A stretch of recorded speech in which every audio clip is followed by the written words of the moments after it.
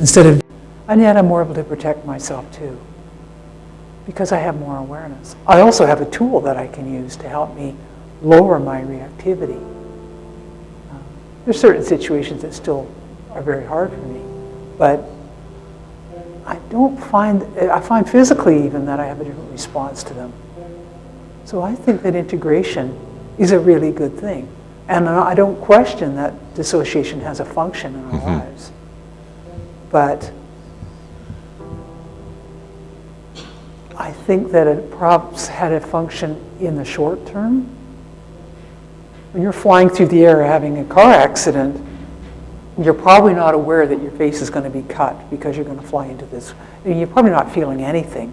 You're in an altered state, which is what it was designed to do. But 10 years after that car accident, if I'm still tense whenever I see taillights, this isn't functional. But it does bring up an important issue about screening sometimes, right? So screening for, at least if you're going to use it initially, screening for people, screening out. Now, Audrey works a lot with dissociated people, and I work a fair amount with it, but if you don't and you don't have a background, you probably do, but I mean, some people don't, but then think about screening for dissociation. In other words, if someone's highly dissociated, right, or doesn't have the ego strength to voluntarily pull him or herself out of a state of extreme distress, then probably stay away from it, right? Like one of the big guiding principles I use in trauma therapy is the trauma made you feel out of control. So the therapy, it's really important for the therapy to help you feel in control. Yeah. So I pace it with what the person's comfortable with. You know, the size of unit and how much time within the hour we spend doing some of this stuff as opposed to calming stuff. And even I've got clients that I might work with for 2 years before we even go with this. Just calming, relationship, you know, that kind of thing. So it's not like every person that comes in the door, have a seat, here we go, right? You definitely, you raise a good point about that, and but ego strength and dissociation are probably two of the biggest sort of screening things, along with social support. If the person's living in a downtown tenement alone, they've got substance abuse problems, they've got an abusive spouse living with, right? Don't go there, I mean, unless you've got a lot of background with multi-generational abuse and dissociation, things like that. But yeah, really important point. Another way it was put for me was don't take the spacesuit off until you've got a replacement formed underneath when they're out in space, which is out in the world. Yeah, good point. Yeah. You mentioned before that when the intensity is high, you stay off it. So what does that actually mean? You don't do that and stop it? No, it just means you switch to the other side. So let's say you've got the right eye and the person starts to feel this rising tension or pressure in their chest. I don't make them sit there and focus on that. I say, okay, if it starts to come up, let's switch, and then let it come down, or at least notice what you get. And then if it's high on both sides, we'll do a really rapid switching. Yeah. Yeah. Audrey, you mentioned earlier about, when you're doing the one, it's not help the person feel okay, but stay connected. Or you made more connections or whatever. And what I'm wondering is, how do you move them then from that distress to relief? Do you switch to EMDR? No, I do the one eye. I think what I was trying to say is that it isn't, I use this technique in ways of exploring as well as therapeutically. So for some people, one of the ways they build ego strength is to notice that they're sitting back and feeling this and feeling that. So building a sense of ourselves as observers is, to me, building ego strength. The strength to stand back and say, well, I'm really angry, I'm really sad. The object isn't automatic for me of getting those two integrated. The object can be to build the sense of they're different. In other words, I am not angry And I am not sad. I am experiencing sadness. I am experiencing anger. And so, well, one of the things we can do is move to sad and mad and sad and mad. There's more going on than that in terms of building ego strength. And in a young child, in a 7, 8-year-old, how do they express that is, that is so weird. That's really weird. I mean, they're having their first experience of having an emotion, a body sensation, and not being engaged with that. And at first they feel crazy. It's like, I said, yeah, that's what people experience. That's what people feel. Like, I get that process, but I'm getting confused. I think I'm getting confused because of the EMDR stuff. right, The EMDR, you breathe the VOC down. right. There is a goal. Breathe the VOC down. Yes, absolutely. Now, Not the VOC, the SUDs, the subjective sorry, units I'm of sorry, distress. the Yeah, Yeah, I get Right. that. Yeah. Sorry. So are you breathing it down or are you Yes. breathing it at that state of tension? that can be one of the outcomes. If somebody wants to lower the intensity, that can be one of the outcomes, is to notice that and notice that and bring it down. That was not the goal. It's one of the goals, that's all. I guess I'm thinking that one eye has many different purposes. Using these techniques have many, many purposes. And one of them is simply to explore. So it isn't like EMDR that you only do it if you want to stop feeling that way and start feeling another way. This is sometimes just a matter of knowing your own experience and having words to put to that experience. And when I work with kids, it isn't just a matter of feeling better. That's one of the things that we might want to get out of this. But it's also a matter of building a sense that I am a person with, and these are feelings. This is what's called a feeling. And this is what's called, like, this is a pattern of thoughts that's happening. And I'm sitting back noticing that I'm telling myself that this is stupid and I shouldn't be feeling this. Well, that's interesting. So that's a useful process. You know, and I hear that. Yeah. But I'm seeing that as separate from bringing this as down. Then you So just what do I'm it if saying we're is not. When the client's very distressed, you don't just leave them there in the line. No. You do bring this as down. Absolutely. In my Yeah. practice, which it's just fairly different from Audrey's, I pretty well always use it primarily for relief of distress, whether it be suicidal ideation or whether it be anxiety, panic symptoms, a lot of things. Yeah. But I tend to work with a different client population than Audrey. So that's Yeah. probably the big difference. Sorry, Audrey. Many of the people I work with are dissociative at some degree. I think most of us are dissociative to some degree. But that's just me, shock, and I don't want to look at that, and I'm not going to think about that, and I'm going to distance myself from that situation. To me, is a form of denial, a form of shock. In any case, for people who have they struggle daily with their emotional states, I find it particularly helpful for them to get a handle on this. I am me having an experience. I am me having an experience. I think that is really critical to working with dissociative people, because the issue of trust and relationship can take over. In other words, do I trust you enough to work with me? Becomes much a different issue if when they cover their eye they see me looming as a big witch, and that they look over here and they see me way over across the room. It's not about me. It's about their projections onto me. And they can start to understand that more clearly if they have a strong experience of me being over there or me being in their face. They'll just back up. Now, they can start taking more ownership of that relationship they're having with me if they have that strong experience. And that happens all the time. That's like a normal experience for people with severe dissociative problems because they've been badly injured by another person. How can I work with them as long as I'm just being projected onto constantly? And they're taking that as the way it really is. But this breaks that pattern, and they're able better to see that this isn't about me, this is about trust. This is about what's going on between them and whoever that other person is. That gives them a tool that they can use.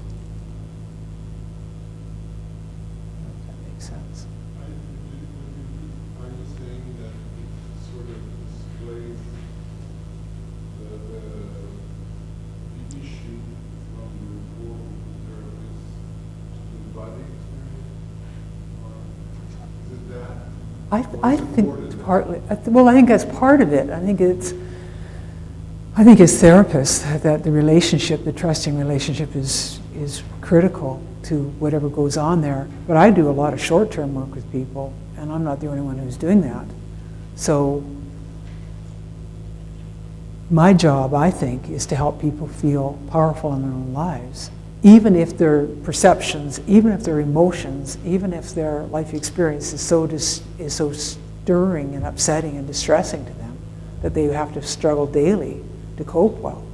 The better tools that I have to give them so that they can break that experience down, the better. That doesn't mean that my relationship with them isn't important, but given the funding situations I find myself in, I'm often having to do what I do in 20 sessions or less, and often much less. So a long-term relationship would be best, but it isn't possible. Do you ever work with people with schizophrenia? No. That's another whole bag. That would be interesting, but that's not my particular skill set.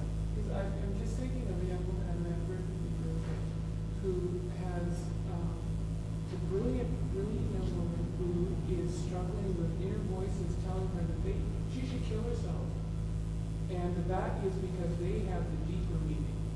Not human meaning, but deeper meaning, deeper understanding. So she really has this struggle. Wow. She's still alive because she doesn't want to be alive. Mm-hmm. She sure has to fight. Boy. And I guess a side issue on that is how many times people get misdiagnosed as schizophrenic when they're actually hugely traumatized. As schizophrenic. Yeah. But many of the people I work with have exactly that experience. Yeah. So if you have that, if you have someone who's got these inner voices saying, okay, it's time to kill yourself, then you just do the same thing. Exactly. And you're not trying to identify which voice comes on which side. Just notice that. Notice that. And they will find that there's a part of them that says, that's ridiculous, and then another part of them that's saying, you have to kill yourself, you're not understanding. The differences are really dramatic. But there's the third part that's standing back and watching the interplay too, and that's the part to build. Yeah. It's really important to realize too that this is not a replacement for all the other therapies. It's a tool that you use at key points in therapy to release stuck or to bring down stirred up things. And the stirred up can include everything: anger, rage, humiliation, confusion. I've got some clients that just have multiple emotions and all they can focus on is just feeling overwhelmed. Okay, let's focus on that feeling overwhelmed. Where do you feel it in your body? And how intense is it from 0 to 10? And let's work with that. And so we can go through that. The other thing a couple of people mentioned when we were doing your own experience is that things kind of move from one event to the other. You start working on this one and that sort of comes down a bit and then it goes to the next most disturbing one. And they're usually working by themes. Betrayal, abandonment, humiliation, criticism, whatever that is. And so often you can work within a theme and get the first time they felt that, the worst, the most recent, and a future anticipated. And if you can hit all four of those for a particular theme, you can often knock out 100 to 200 actual specific incidents. So that's really an important thing to be aware of. Otherwise you think, I'm never going to get through. There's been thousands. Every day there were 15, whatever. So often you can get characteristic things, and that's especially the case I find when you're working with parents, like relationship with parents and things where there was an abusive parent, is that thing about just focus on that person's voice or tone of voice or facial expression when they were most disturbing. And can you believe that she would say that to you? That's such a powerful key, isn't it? It is. Because once you can sit and say, for example, I had an abusive parent. Can you believe that your mother would talk to you like that? No. Can you believe she would talk to you like that? No. And then I break that down to, can you believe that any mother would talk to a child like that? No. And sometimes it's subtle that they can't make sense of it. For example, that's a really common one. But why? Why would anybody talk to a child like that? That wouldn't make any sense. You don't get anywhere talking to a child like that. They can't believe that someone would speak to them like that because they can't make sense of it. That's a very common pattern of denial. But once they understand, once this person stood back here can understand that they are stuck because they're trying hard to make sense of an emotional behavior which doesn't make sense. I mean, why does anybody hurt anybody? You get engaged with why would that happen? We're not going anywhere with that. If they can see that they can't believe their mother treated them that way because they can't make sense of it, then that's a whole different dynamic. At that point, they can choose what they do with that. And often it'll be one part of the brain that is able to say, I hate it, but I can believe it. Once we get the I can believe it, that's it. Then you know that it's just a matter of going through those distancing patterns until you are able to break through that and say, I really wish she didn't. Or I'm really mad at her that she do that, but I'm afraid to feel that because she'll stop loving me and then I'll be really lost. Going through layers of emotion, the bottom line is, it really happened. She really did talk to me like that. That happened all the time. Now what do you do with that? She had a parent who treated her very badly. How do you move beyond that? Well, as people are able to integrate that, then other memories will start coming in. Oh, I remember the time that we had fun together, but it wasn't so bad. And that happens quite quickly. But they have to get past I can't believe that you talked to me like that. Now, does that make sense? Does that make sense? How people get stuck with I can't make sense of that, or else diminishing that experience. Say, well, it wasn't that bad. I mean, lots of times people have had worse experiences, right? So, can you believe that happened? Cuts through whatever levels of denial or shock that they're experiencing. So we can take maybe one more question. I'm wondering if we should just take maybe a 10 minute break or so. Yeah, but just we'll finish with that one question. Sorry, didn't want to cut you off. I think in terms of people who have maybe done a lot of self-exploration, done a lot of therapy, are in communities that are healing and reforming. What about people who like that who say, I'm beyond the victim mode, and now I'm in the mode where I just want, I believe it all, I understand it all, I even have got to the point of forgiveness of the people who have abused me. Now what? But those things are still affecting my everyday life. Mm-hmm. Now what?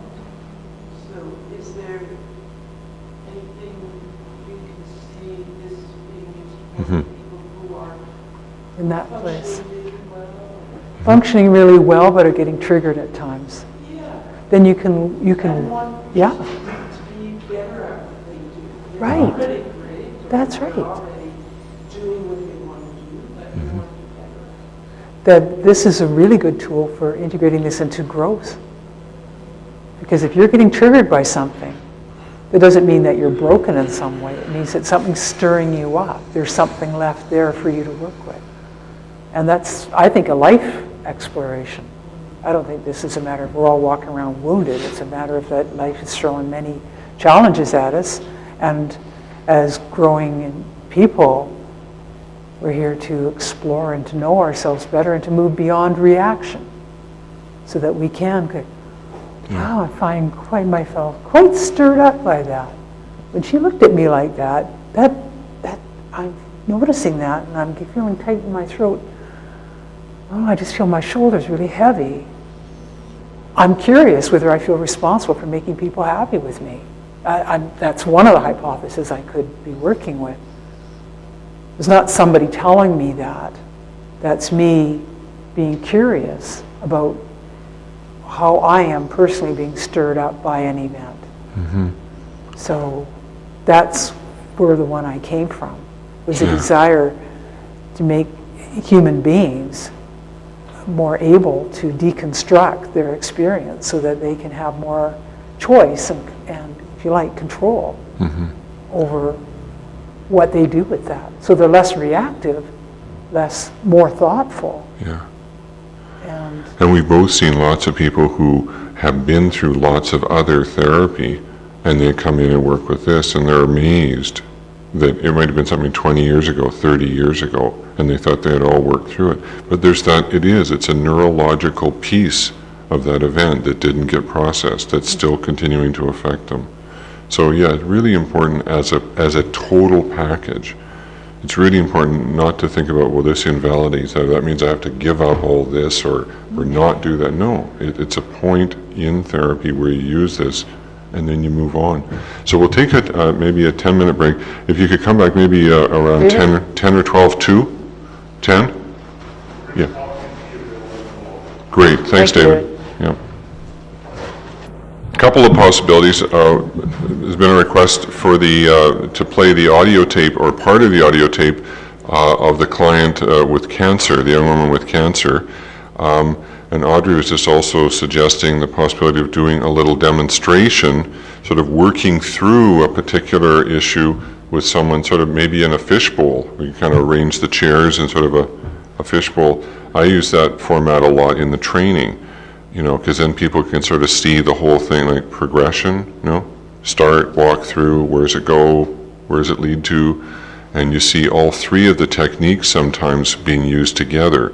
The switch, the sweep, which is usually for physical things that come up while you're working on the trauma, and the glitch massage, which is sometimes that little stuck place or stuck places in the eye.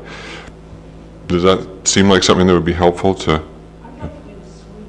I'd like to see more about the sweep. Okay. Perhaps we could Audrey, would you like maybe to show them the sweep first and have them just try that where they're sitting, or maybe we could do that? Okay. Why don't we start with that, because you can see that in the demo, if we do a demonstration. So the main thing you're looking at with the sweep is, as a general rule, right, I tend to use the techniques for specific purposes, but there's obviously exceptions, right, where you just go, gee, the other two aren't working, I think I'll try the third one and see if that moves it, right? But generally speaking, I use the sweep when someone is working on what we call a dissociative or neurological artifact. Usually it's a pressure in the head, pressure behind the eyes. Sometimes it's a sinus congestion. I've seen some amazing things. You wouldn't think sinus congestion was related to trauma, right? But I'm talking about someone's nose releases and it drains, right, when we're doing these techniques. And they just go, whoa, like they thought it was like an allergy. And all of a sudden it's like, no, it's clear. It's plugged. It's clear, it's plugged. And then it's like, whoosh, release, right? So what happens sometimes is you're doing the switching, you have them keep switching while they're focusing on that pressure in the head or headache or whatever it is. Switch until you get the same experience on both sides. And by experience, you mean same location, same sensation, and same level of intensity. And then if it comes down to a level, let's say a 4 or 5 out of 10 in intensity, but it's not, so it's the same, but it's not all the way down, that's when I usually use the sweep. This thing where you just track through. So I'm just putting it in context, but Audrey, I don't know when you tend to use the sweep. Very similarly. If a lot of the people I work with do get a lot of physical sensation, sometimes pretty unpleasant physical sensation. Sometimes it's just a numbness or a weird feeling, as a kid would say. But lots of times it is like, oh, geez, that hurt.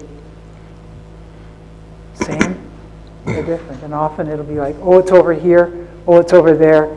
And pretty soon it is right there, right on the center of their brain, corpus callosum. And so it's just like, okay, just notice that and cover your left eye and watch your finger. You do it differently than I. Just watching it and moving towards the nose, concentrating just on that pressure, not on anything else. Just notice that pressure, notice it and notice it and notice it. And it clears 90% of the time. That can happen virtually that quickly, or it can take longer. With some of the people I work with, they have a lot of stuck points. And I might end up just doing this because I'm avoiding some other things. But the object seems to be to move the eye towards the nose. Yeah, or to the other side at a physical level, integrating the two sides of the brain. Now, with my background in EK, educational kinesiology, that just seems obvious to me. Using cross-crawl is the most useful technique that I ever found to help myself just feel more balanced. If I woke up in the morning still and I'm feeling a little out of it, I'll be banging my shoulder on the door jamb. And I'll know that I have to do something to get myself back in my body. It could be I haven't had enough water, it could be something, who knows? And I will feel more solid, more connected. And people have been using certain parts of EK at least for 20 years. So Audrey's gone on to another technique called cross-crawl, which again, is another just integrative technique. I believe this is an integrative technique. I believe this is an integrative technique. I may be saying something completely different next year. But that's what I think is going on. It's a work in progress. We don't know how the brain is working. We're trying to explore these things. We've come across some very, very interesting and useful pieces of technology. But we may find next year that something else is much more useful. If you try some of this stuff, you may find something much more useful. Then you can let us know, so we can tell other people. Yeah. So, sorry, question? So, as of today, the rationale seems to be very similar to that that integrated aspect. Yeah. Or, well, either... Experience, emotional experience. It's not only affect tolerance, but we're talking sensation tolerance as well. Yeah, and it seems to be an integration, either a hemispheric integration or a raising up of some of the shut down areas, right? Like the hippocampus, the anterior cingulate gyrus, and for most people, the left frontal cortex, prefrontal cortex, sometimes Broca's area, right? So when you get, a decrease in the amygdaloid arousal, which is more the right hemisphere, and an increase in the left hemisphere, which is sort of the verbal, conceptual, stand back and think, a decrease in the intensity for the anterior cingulate gyrus, so the person can actually stand back and go, hold it, this isn't really happening right now. I'm not in that room, in that place right now, right?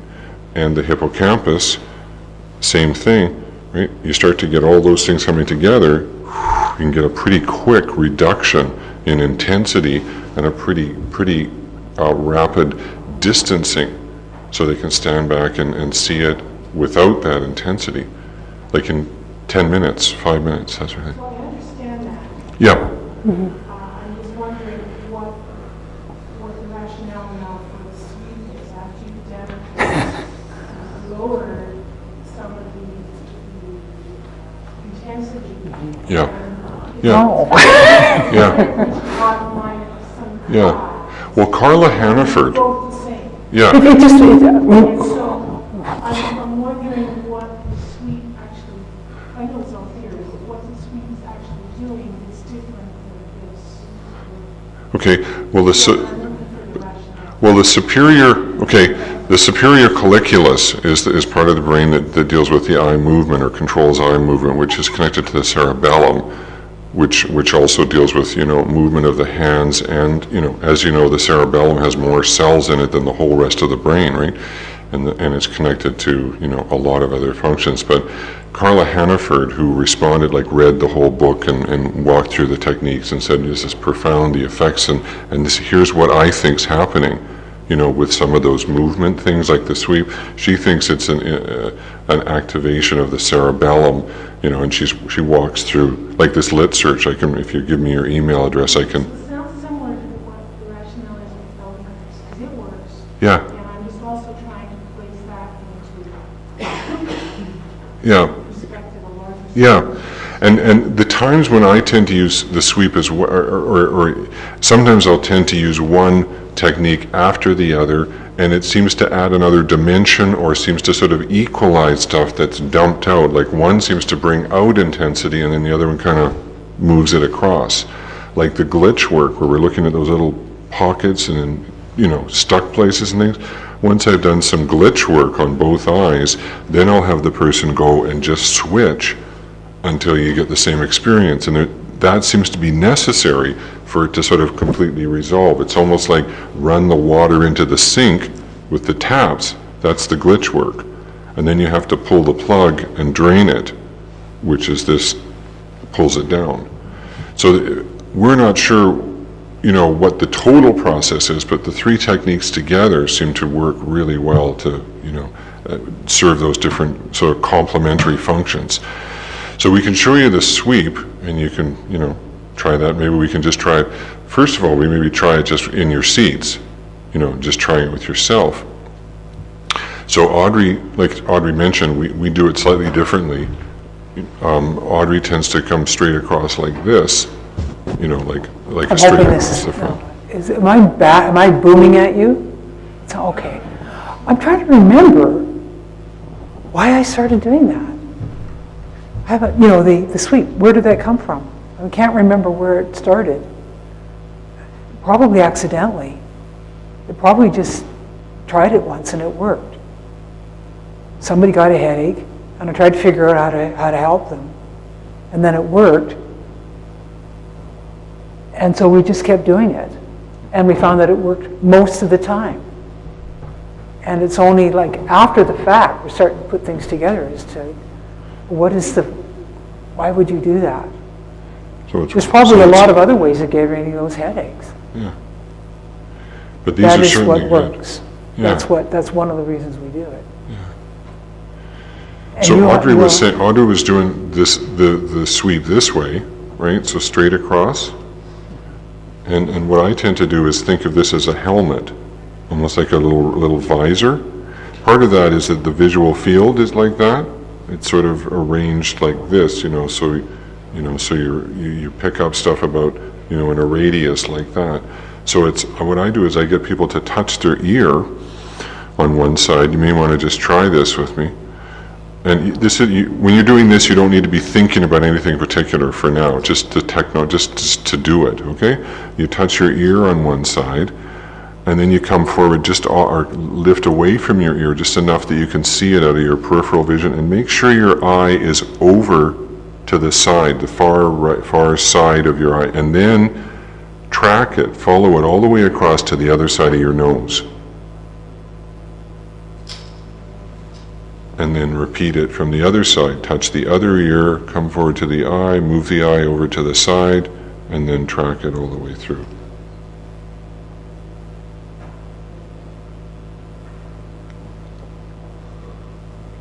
Okay?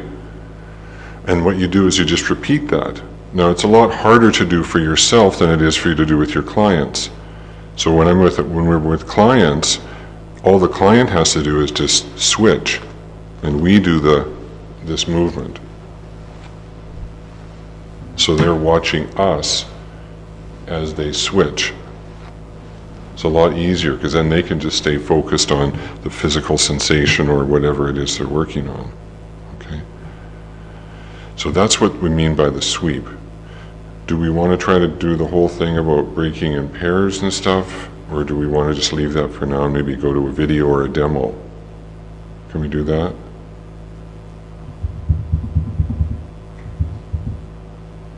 Want to do the video? Okay, let's do that. Okay. Show you a piece of a video, a cancer client survivor. She's given permission to use this video for demonstration purposes and training purposes. Just as background, it's a young woman about 16 years old who had cancer very severely, lost function in her limbs and lost all her hair and the whole bit. And at points they weren't sure whether she was going to live or die and that kind of thing. So basically we had one session and there was a student working with me, and the student just tried the standard therapy, the standard talk therapy. Let's just talk about it. Let's just work through your trauma, the typical approach of focus on how it feels. And this woman couldn't even mention the word hardly without just being overwhelmed, and spent almost the whole session in tears and just said, this isn't working for me. I just think I'll just go home now. And then I followed up with a phone call and suggested maybe some of these other techniques might be worth trying. And it just turned out that her cousin had been a client of mine who had worked with these techniques after an automobile accident and was really helped by it. So when she heard that and then connected it with what I was saying, she said, okay, I'll give it a try. And so that's where we start in this session, okay?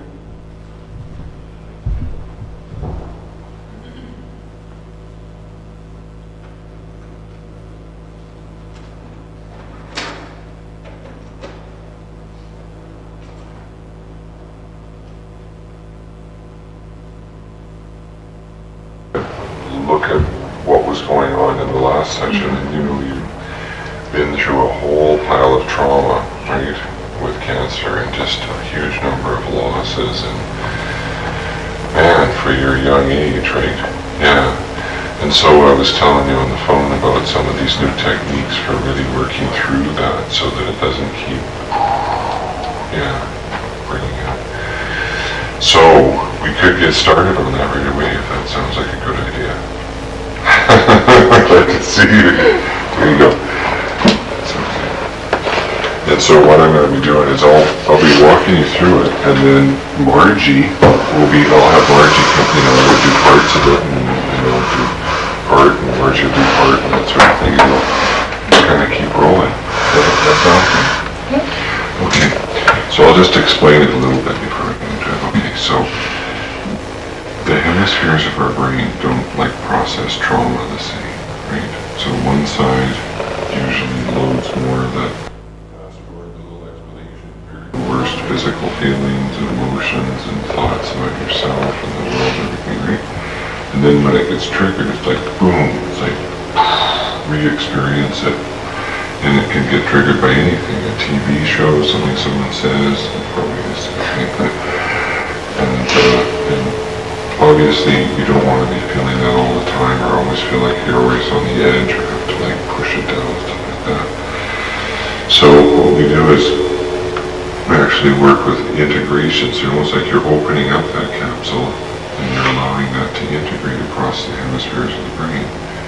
And it's like taking the charge out of a battery. It's like draining the charge so that it doesn't have that intensity. So it won't be like it's not sad, but it's like it doesn't immediately make you overwhelmed with sadness and feel physical things. Like a lot of people feel stuff like in your throat, in your chest. It might be pressure, it might be sometimes even stuff in your stomach, right? Like queasiness, tightness, churning, cramping, any of that stuff. So, and I'm sure you had some of that with the treatments, right? You're sort of trying to figure out, well, how much is the treatment and how much is the trauma almost. So as I mentioned to you, I work with cancer support groups, and we've used some of these techniques with some of them, their treatments, and when they're like worried about a treatment, they're trying to recover from different things. So the other good thing about some of these techniques is once you learn them, you can use them like at home or anywhere. Yeah. So if that sounds okay. Sounds wonderful. Okay, good. All right, so you're right-handed? Yeah. Okay. So most people that are right-handed get more intensity on one side, and we're just going to work with that. Okay, sometimes it's different, but we'll work with that. So when you think about all the things that have happened to you, right, all the way from first diagnosis or first being tested all the way to today, which single event or picture or moment in time has the most intensity, like feels the most overwhelming when you think of it? Like right now when you sit here thinking about it. I think whenever they said all of my old friends were no longer friends. Okay.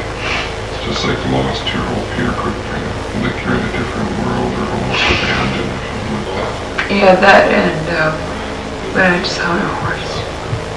When you lost your horse. That just held it, yeah. Those are big. Okay. We pick either one of those. Okay, what I want you to do is cover that eye. Cover your left eye with your left hand and use the heel of your hand, this part right here. That's it. And what I want you to do is just notice what you feel on this side and then switch to the other side.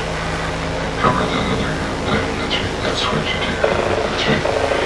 Now stay on this side. And just notice the level of intensity, whether it's the same or different on this side over here. Thinking about the same thing. You have to give it a minute. Sort of like whatever it is on one side, it takes a minute to come down or change or whatever. So would you say it's Way less. Yeah. That's Yeah. weird. That's exactly what usually happens. Okay? The side you're on right now is the side that's associated with the side of the brain that doesn't have all of the trauma. Yeah. Like I'm in this room, I'm okay, we're moving along. Right? The other side is connected to the side of the brain that's like right out there. It's like right over in your face. Right? And it's like you can, it's almost like re-experiencing it, smelling, touching, tasting, everything. So what we're going to do to pull that down is we're just going to switch back and forth. Okay? So all you do is switch and you think about it on this side for another minute, the same thing, the same image or picture. And just notice where you feel it in your body and think about the people involved or whatever, or the horse or, whatever. And as soon as you start to feel it come up, then you switch.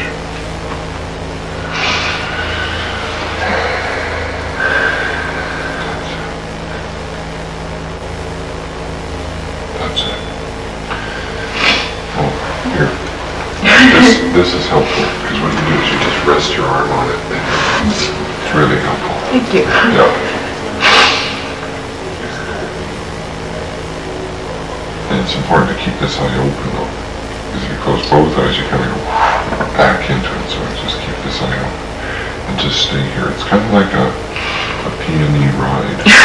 It's like it doesn't shut off immediately. It sort of winds down like that.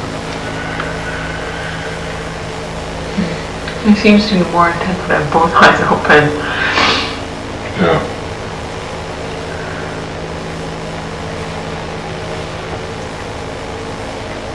When you started. Right, but that's before we switched. Even switching once will help it. We'll actually start to bring it down. That's it. You don't seem to be a whole lot different now. That's great. Okay, one thing that... Sorry, I'll stand back here.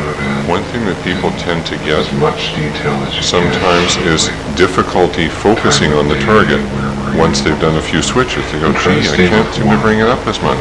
Well, that's good. That's what we're looking for. We want to see integration, which then brings the memory back to where a normal memory at that time would have been. So it's not like they're not doing the technique wrong. That's a good thing, and we watch for that. You can see the pacing. It's not rushed. It's not like, okay, let's quick switch. It's like we focus, wait for it, see it. Unless there's intensity, then we move away from it. The other thing that'll sometimes happen is the eye that you're on right now, like when it was it's usually the corner run for the shock, anxiety, fear, disbelief part, but it can sometimes come up that once that part's kind of pulled down a bit, it'll sometimes come up with more of a sadness. So I'm just telling you ahead of time, so if it happens, you don't go, oh, what's going on here? This is supposed to be the calm one, right? Yeah. Okay. So all you do is you just switch and just notice. Just stay there long enough to kind of go, okay, what am I feeling in my body, throat, chest, Just explaining the fact that sometimes when someone's working with a particular trauma, they'll get the shock, fear, anxiety first, usually in the right eye, and then as they're switching back and forth, sometimes the intensity comes up in the left eye, but it's a different emotion. Sadness, despair, hopelessness. And then I say switch away from that intensity, and then they come over to the right side, and the sadness is lower. So what I think it is working through layers. So the first layer is the shock, fear, anxiety, bring that down, and then the sadness, despair, hopelessness is under Any that. particular reason why I'm using the heat on my hand? Well, just because it fits more easily over the whole eye. Like if you go like this, you almost always have some light getting in, like there, right? Whereas if you go like that, it's like totally, because you can keep your eye open under your hand, right? But what most people do is they go like this, and they go, oh, no, there's no light getting in. Right? But there is, it's right there, right? Or, so it's like, you sort of seal it, you know? Because when there's light getting in, it keeps that other hemisphere sort of partially activated. And So, just one thing to notice is how long she's been on there with the right eye. Sorry. Still sort of thinking about the general issue. Whereas to start with, as soon as she went there and thought about it, poof, overwhelmed. You know, That's it. I've gone back sessions 6 months previously, They seem same almost target, the same now. it's gone, it's not there, it's like, it's not there. Zero to It's like that particular issue is gone. on each side. That doesn't mean if you bring up a What would new you say you issue, started at? or sometimes a different Oh, wait, angle on the right. same issue, Would it be from 8 about or 10? 9? you might have to do a little work, but that That's great. particular issue is gone. Okay, now we move to the next one. What was that? Which one were you working on there? The horse? You seen enough of that now? Of course. Okay, so let's go to the one about the friends now. And Margie can maybe just...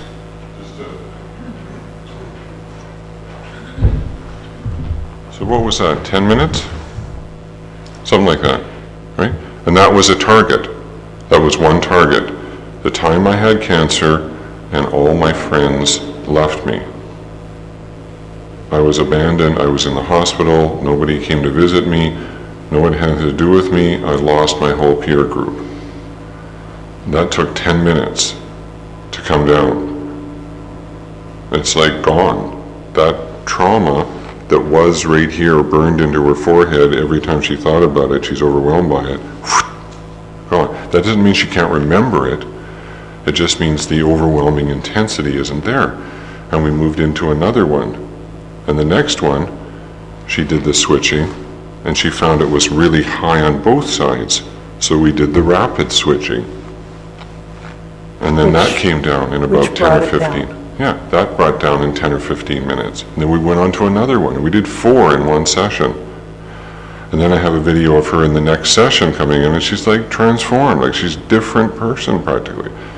Instead of being sort of, just sad, morose, overwhelmed, right? And what's beautiful is she's going along in that session, that second session, and all of a sudden, she's sort of, just because of what we're talking about, it sort of reminds her of another piece. But she knows it so well now what to do, she just starts right there when nobody guides her, she just goes, just a sec. Okay, good.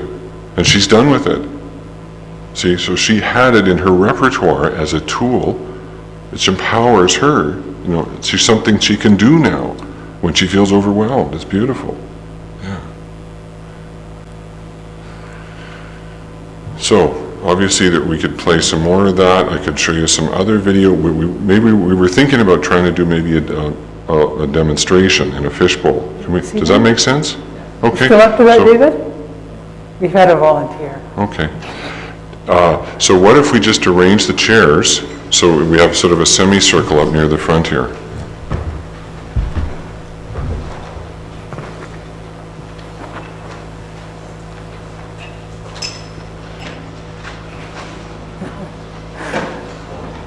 Okay with that? Okay. So let's just see. Okay. One way I think we could do it would be here, sit there. Okay with that?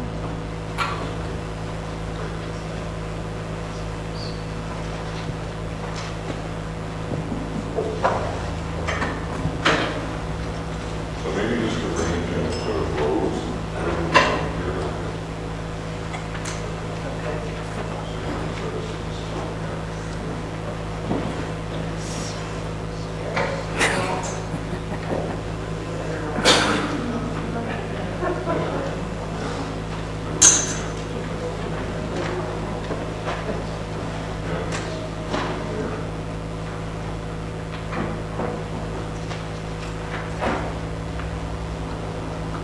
So one thing that you just explain. Yeah, what the issue is. I would just explain to them that doing a quick covering one eye in the back, I had never experienced it before.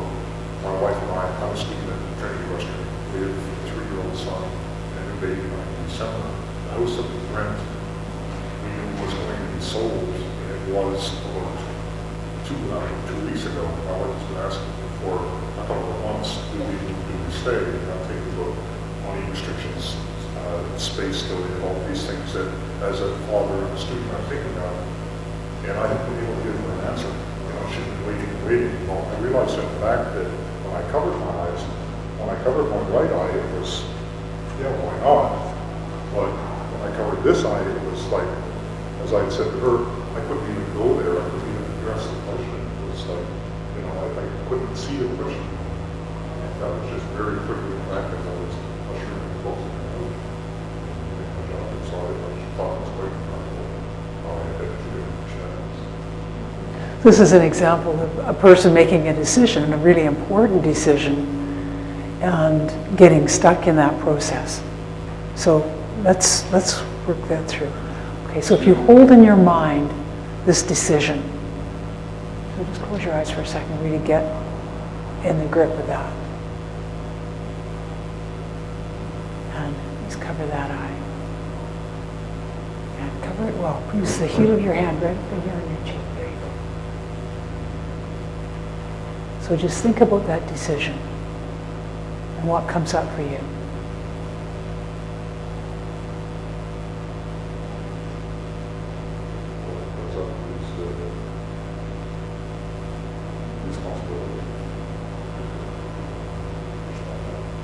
Family, the responsibility, and notice your body. Do you feel that anywhere in your body? In your shoulders, which is so often where we hold responsibility, right? It's heavy on our shoulders, and we feel it. Just notice that. And switch eyes, please. Think about that decision.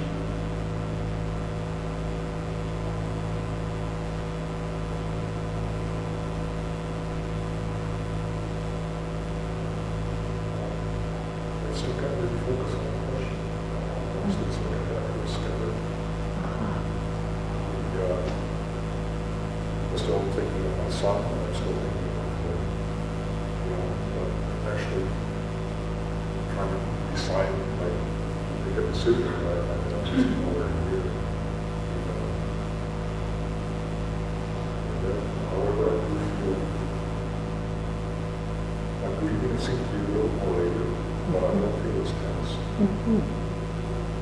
So just notice that and switch eyes.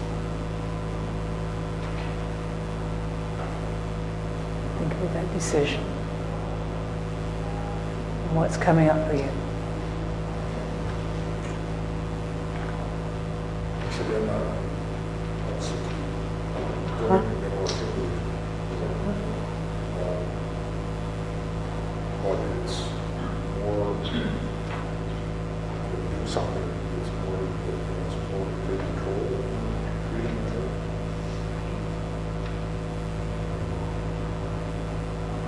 Notice that and switch eyes.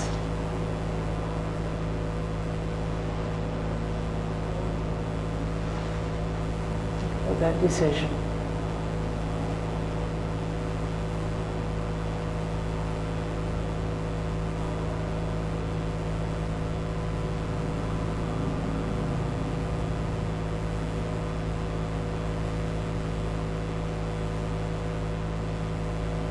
Seem to be focused on it.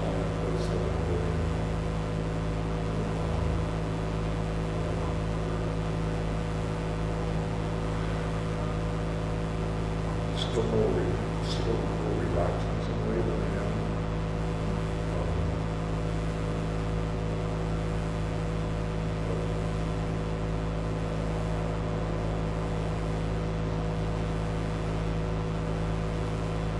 Some way, I can in some way seem that like I'm more deliberate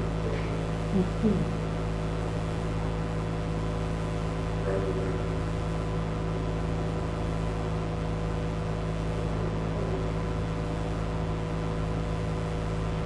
Switch eyes.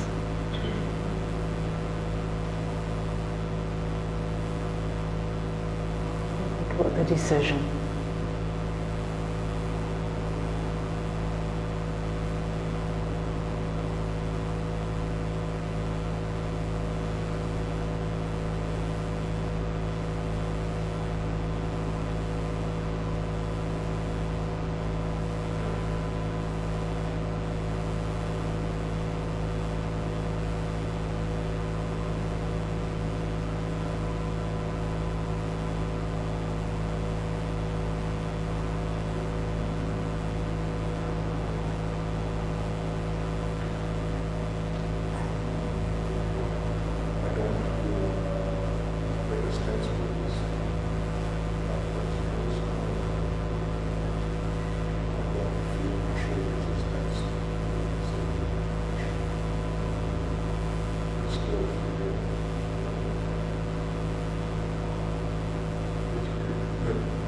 Still feel as far as the decision itself is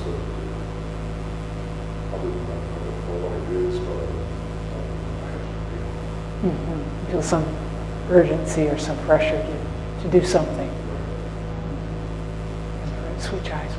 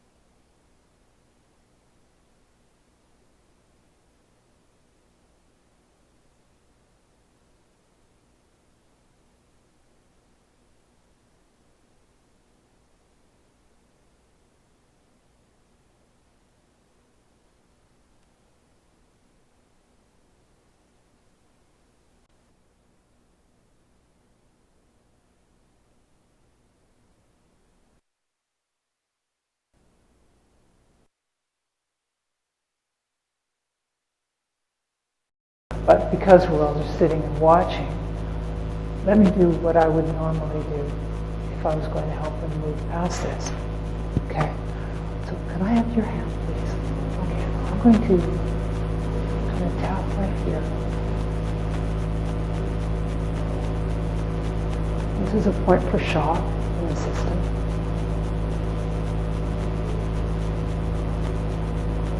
Okay. See the decision.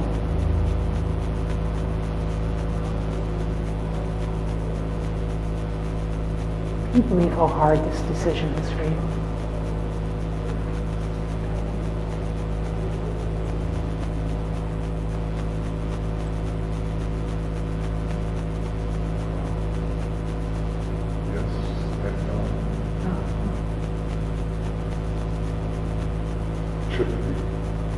Interesting. It's interesting, isn't it, David? This is a hard decision, and yet some part of your experience says that it shouldn't be so hard. But it's hard. It's really hard. I'm going to tap on your hand again. You okay with that?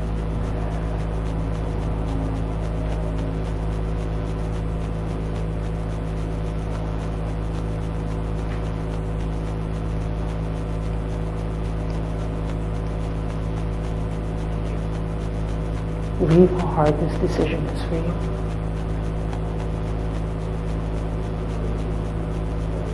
Yes, it's important. It's important, and it's hard for you. So it's an important decision. I haven't been young enough to make the right decision in the situation we're in. A lot of responsibility. Especially with the trauma. And switch eyes, please. I'm going to ask people just to notice the different shape, the different position of his head. And in my practice, what I would do, David, is I would say, excuse me.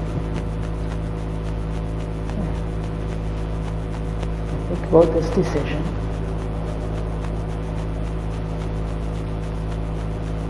What comes up for you?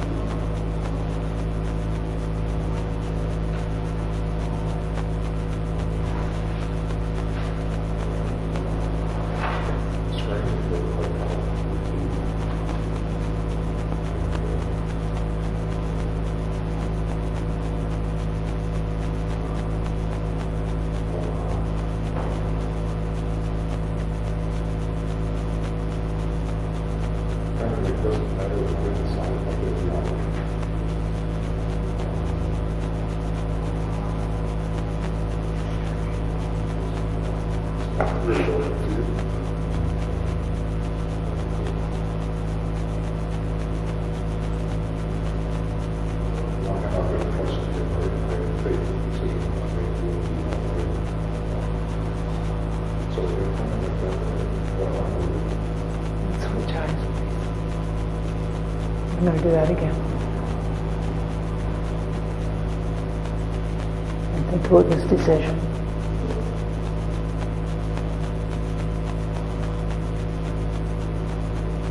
What comes up for you?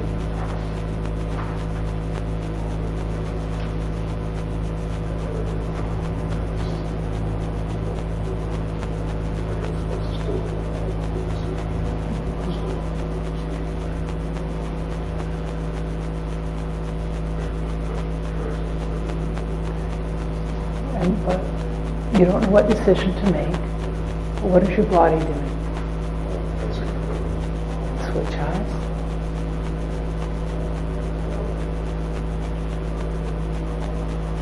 And how do you feel as you think of that decision? Switch.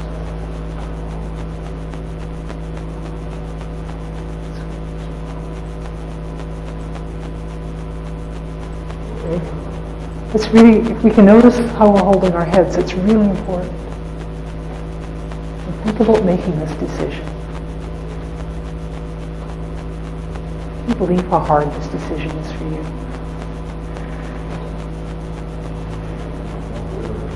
And switch. Can you believe how hard this decision is for you? I feel like if I say contrary to that, it's yes. Like that. And switch. Can you believe how hard this decision is for you?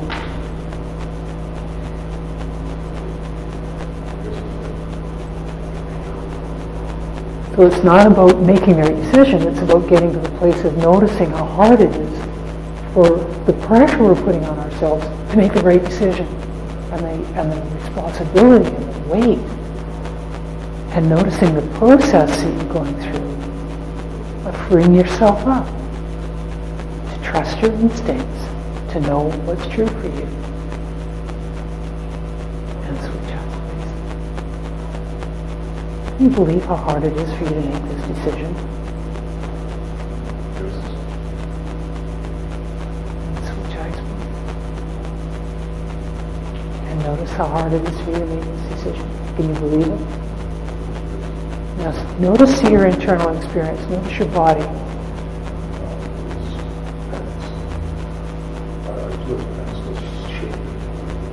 Right. Switch eyes, please. I'm going to follow Rick's suggestion here, and I'm just going to do an experiment and see perhaps how it is that you're getting stuck on this. Are you all right with that? Okay, so watch my finger and just notice the decision, and notice if there's any point in which you find yourself getting more tense.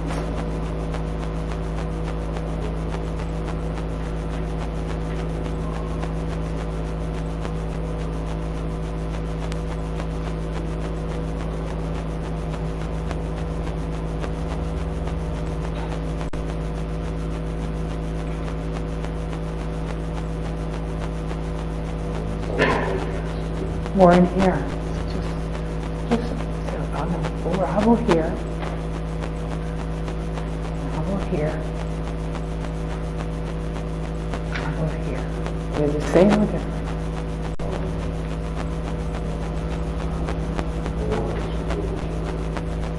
More as we go this way. So just notice the level of intensity and where you're feeling the tightness. Yeah, go back over here. Watch my finger. You feel the tightening more tight here. Is it this particular point or just in this whole area? In that whole area. Okay, so what I would do with that is I would ask you to hold your eye over here. Just feel the intensity and now switch eyes. Same or different. Then back and forth and just notice that intensity. And so keep going. Very quickly. And just notice your tension.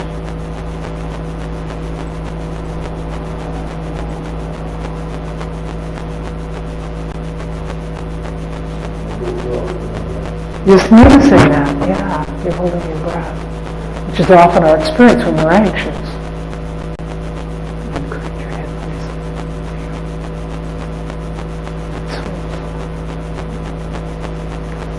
please. Keep going and just notice the differences.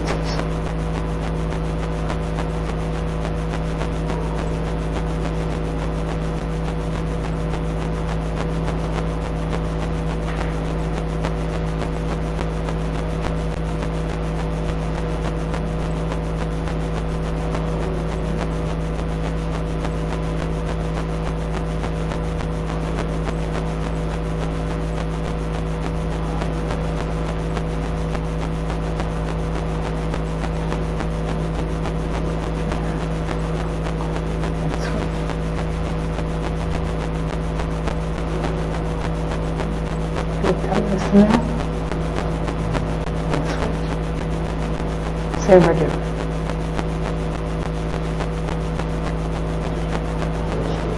Close to the same. Okay. So, thank you. So think about this decision. They look about the same right now. And cover that up. How are you feeling when you think about this decision?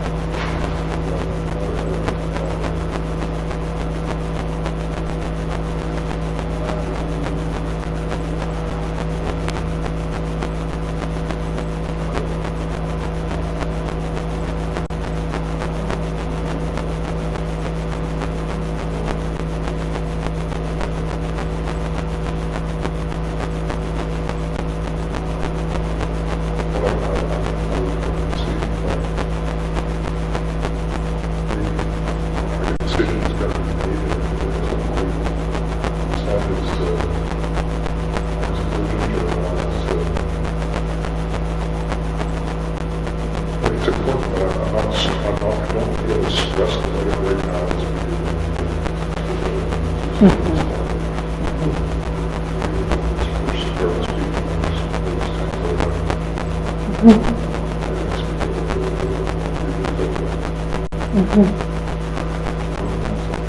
switch eyes, please. And focus decision. Same or different?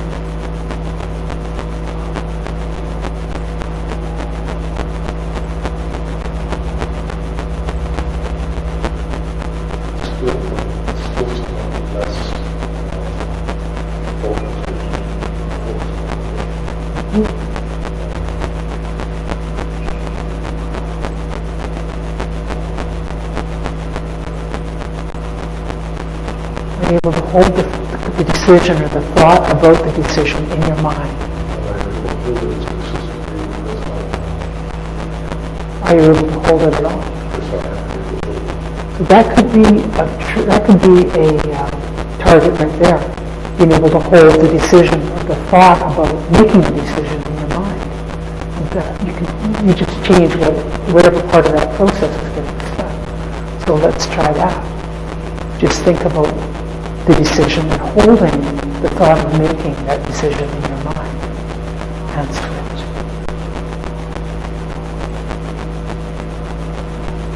And in your own timing, go back and forth and just see how able you are to hold it. Not avoid it, not doing this with it, but actually holding it in your mind.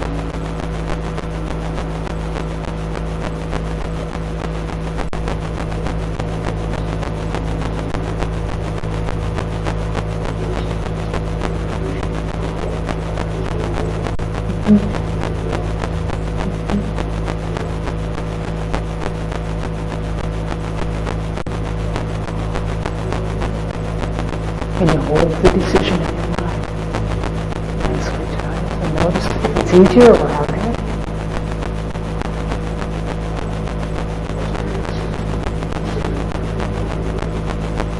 That's the normal experience. Just an integrating of that experience. And bringing that process down into pieces.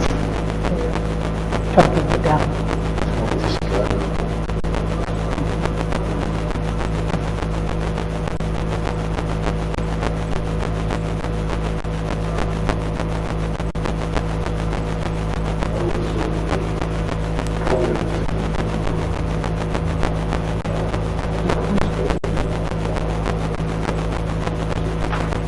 And how comfortable is that level of intensity?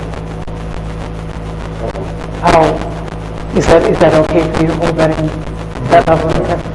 Yeah, that's probably the place where I would need it. And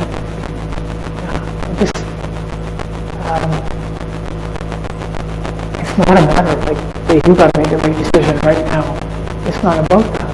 So how do we get out of our own ways so that we can live our lives making decisions that maybe they're wrong, maybe they're wrong, maybe we live our lives, not getting stuck, and noticing how we make that hard on ourselves by saying, it shouldn't be this hard, or I can't think about that, because those are two very normal strategies human beings use to make life hard. And keep us away from our faith, keep us away from truth in ourselves. That there's good and bad in every decision. That in a session with me, if you were my client, I wouldn't be, the outcome would not necessarily be the decision.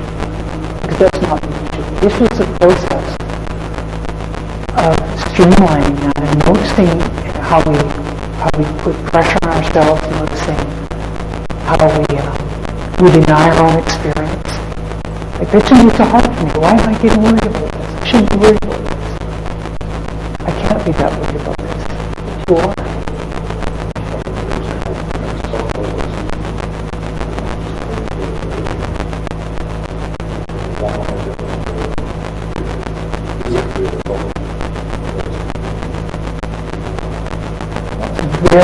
And it takes a lot of courage to get up and show our feelings in front of everybody. This is what people do. This is kind of how we get stuck as human beings. And that is, you have a decision to make. You're going to be more likely to make a decision that you're going to be comfortable with. If you're not putting all that weight on yourself, and you're going to allow yourself to feel what you feel about it. If that makes sense. So I appreciate that very much.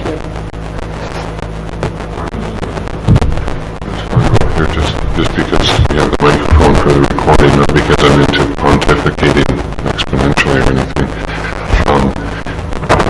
That was a very, working on a very mild issue. I have some clients where they'll switch, switch to the other side, and they even just do that, and their whole body jerks back. Like there's spasm in the back of their back that like pulls their whole body back. And I've got people who, when they're working with switches, that's a little tiny pocket of intensity, where it'll be like a millimeter from I feel fine to I'm going to throw up in your wastebasket right now. Just because that little tiny pocket of intensity is so intense. So the range of issues that you work with this, that ranges all the way from the huge, physical body trauma, stuff, all the way to stuff that's just like, I just don't understand why I can't do this, why I'm stuck on this, like the issue of David. So trying to, demonstrate it here. So it's really good to have a tool that can work with that whole range, all the way from just, gee, this is kind of weird, I can usually do that, and yet in this situation I can't. I'm kind of stuck, or I'm kind of stirred up, or I can't get motivated. A colleague of mine who's an actor was working on one play, where he was doing Macbeth all by himself, and playing all the roles of it. And he wanted to do it, and he knew he could do it, and he knew it would be profitable, etc., but he just couldn't make himself do it. He was walking around, laying down, going to the fridge, going out, and finally he just laid down in the bed, and he just started to doing the cover. He said, okay, thinking about doing what he was wanting to get doing. And he goes, one side, it was like, it's too much hassle, it'll never work, I'm just going to lay down, I'm so tired. It's like physically tired, and the other side was like, hey, I could do this part of it, that would only take me 15 minutes if I could do that. And so he did the switching, and sort of broke through the procrastination, and was able to go on and do the show, and did it quite a few times, and really well, and that sort of thing.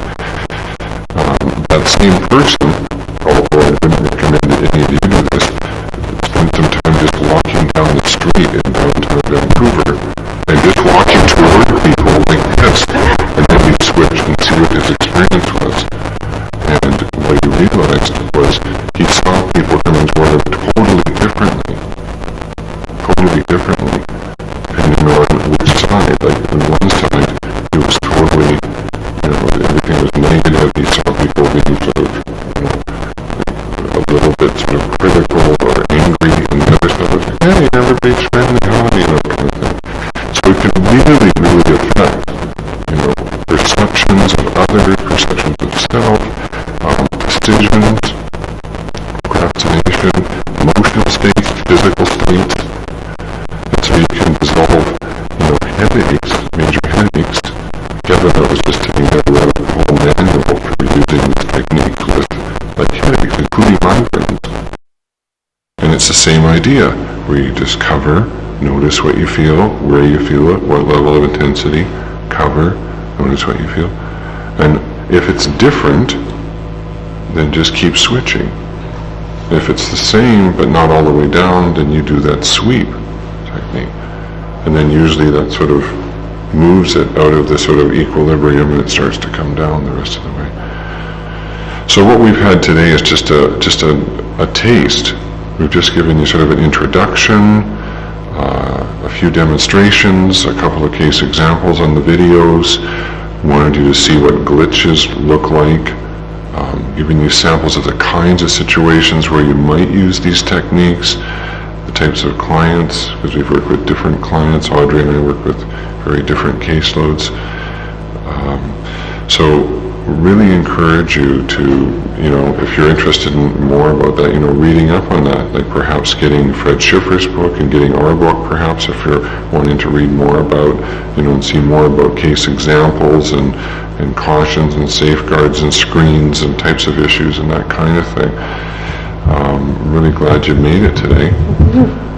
And yeah, maybe questions. Just a question for the client, dealing with the question I gave was about responsibility. The whole thing about I'm responsible, not I have to make a decision.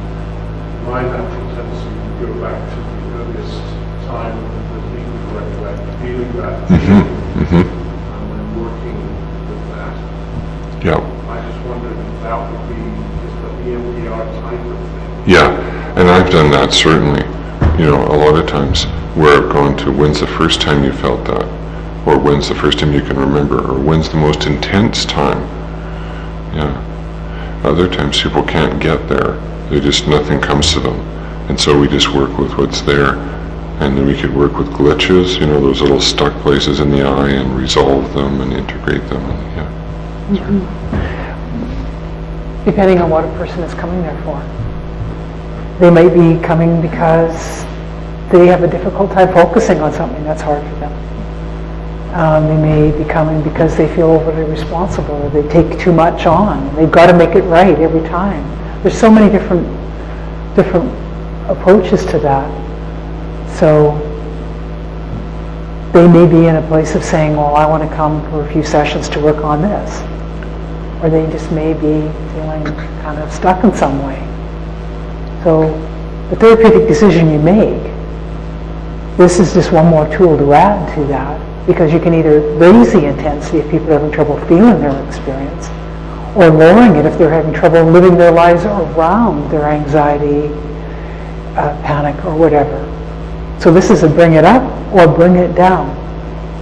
Notice it, and integrate it. It's another tool. I think it's a very, very useful one. One of the things that I did with David is that I tapped the triple warmer on the back of his hand. Are you guys aware of using the triple warmer? It's a wonderful, somebody had mentioned a desire to know more about dissociation. Was it you? Well, I find the triple warmer very, very helpful. Very, very helpful. And it's right in the back of the hand. Here's my little finger, here's my ring finger. This space in here. This is not new. God. Triple warmer's been around in the 70s that I remember. Remember the thymus thumping and for anybody who's over 40. 3 knuckles in there. And it really helps with shock. Can you believe that happened? Often, a few taps like this and people will work through a lot of stuck stuff about, oh yeah, I can believe that happened. It's hard to believe, but I can believe it. And it's just a matter of tapping some of the energy, some of the shock out of the system, I believe. So it's an acupressure point. Acupressure point for shock. And you can tap it with fingers. You don't need to use, no, you can tap it with, but it's thinking of a right angle triangle between this knuckle, and then the distance back, and it's right in the center of that. And you can use either hand. And all It's it does, acupressure, so a fair tap. not just touching it. You have to kind of give it some intensity. But one great question that Audrey had, when someone can't believe it, I was working with a woman who had been an observer in an auto accident with a motorcycle, and the way she described it, I thought, she sounds like she's describing the movie she saw Saturday night. And she describes it as the body and blood on the sidewalk. And yet the person lived, and it was a real person, but it was all this sort of from a distance, just by the way she described it. And so we worked through it and did the switching and glitch and this kind of thing. And what I realized is she just couldn't believe it. She couldn't believe it. It was just so overwhelming to her. She's kneeling on the ground by this person and blood's pouring out of his head. And she had just said, I can't believe this. And so we did this piece. And the part that broke her loose from the I can't believe it was, can you believe you can't believe it? I was like, yeah, or no, or So it really is a profound little therapeutic tool you can use to just get somebody to the place where they can, at least acknowledge it or feel it or work through it. Another time I was working with a young fellow he was in a car accident where two of his friends were killed, and he was driving. And we were sitting there working with his trauma, and his father was sitting in the room, just sort of at the periphery of my vision. And I could see all of a sudden the father was way more upset than the son was. So I talked to them after the session, and the wife said, yeah, well, his brother was killed when he was 15 in a car accident. So he's triggering on all of that. So we start working with this, and he just goes, 4, 5, not much. 4, 5. And then I started to just have him talk about it in detail. Now, how did you find out about it? Well, my dad went to the door. Okay, what time of night was it? Where were you? What room were you in? And then how did he find you? Okay, he came down to my bedroom. He opened the door. How much light was getting in? Point to me where he was standing when he came in the light. Tell me about how loudly was he talking? Was he talking whispering? What expression was on your dad's face when he was telling you about that? And all of a sudden, boom, it just breaks through the dissociation. It gets this huge flood of tears and emotion and shaking. And then we did the switching, boom, boom, boom, and he cleared it. So sometimes it's just getting someone to walk through enough of the detail that they can just connect to it. So we hope it's been helpful to you. And you do have evaluation forms for the whole conference, and I'm assuming that part of those evaluations are sort of how helpful was this session at some point. And we'd be happy to address questions that come up later after this session. You go home, or you get the book, or you have a client and you're wondering, what about this, or how do you get there, whatever. We have a website, www.psych, S-I-G-H-T, Psych, P-S-Y-C-H, it's all one word, psych.com, and it has, a little email link to it. So you can go there and you can send us a question and we can respond.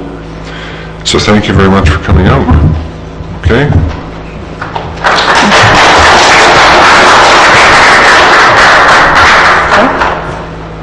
Oh, Psych, S-I-G-H-T. Psych.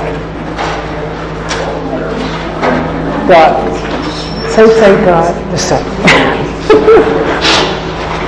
Rick?